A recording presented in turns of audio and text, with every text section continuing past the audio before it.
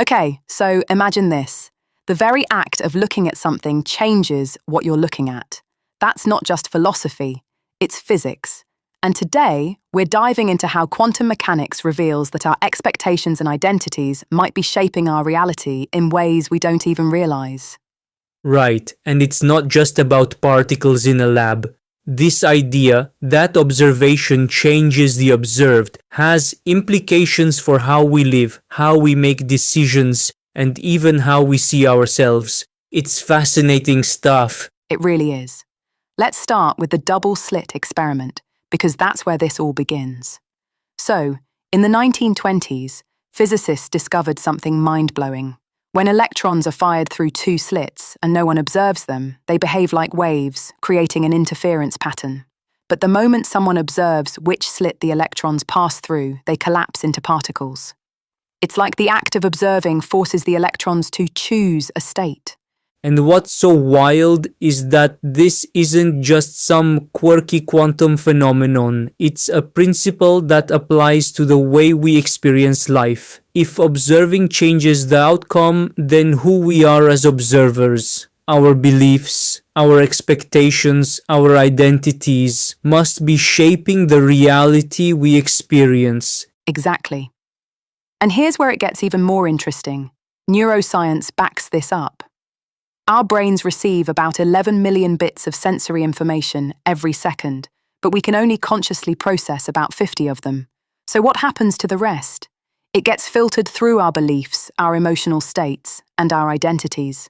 In other words, what we perceive as reality is actually a co-creation between the world and the observer we bring to it. So if someone walks around with the belief that I'm not good enough, that belief becomes the lens through which they filter all that incoming information. They'll unconsciously look for evidence to confirm that belief, dismiss positive feedback, and interpret neutral comments as criticism. It's like their identity collapses the infinite possibilities of reality into a very narrow, very specific experience. And the opposite is true too.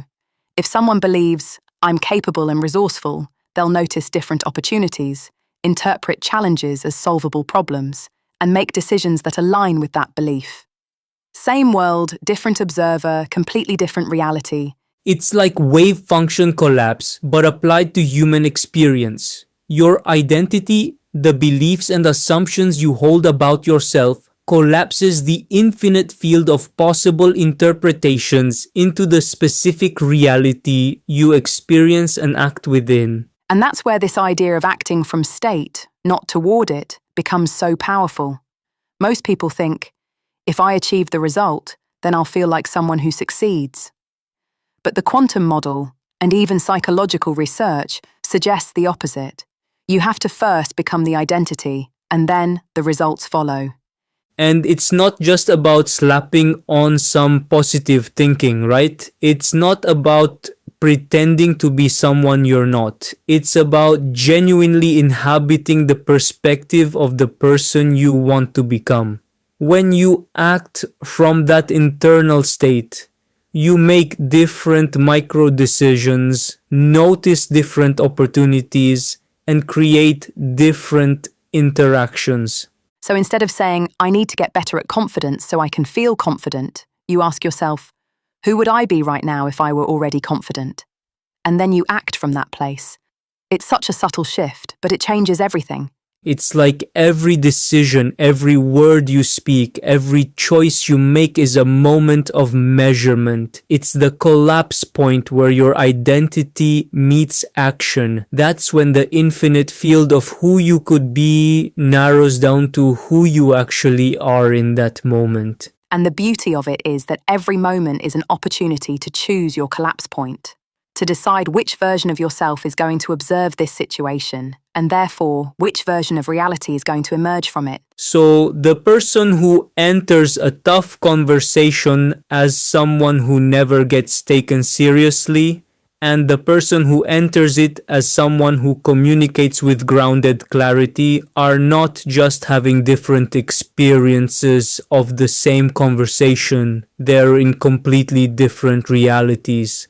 That's where the practice of conscious observation comes in. Before any significant moment, you pause and ask yourself, who is the observer I'm bringing right now? Not, what should I do?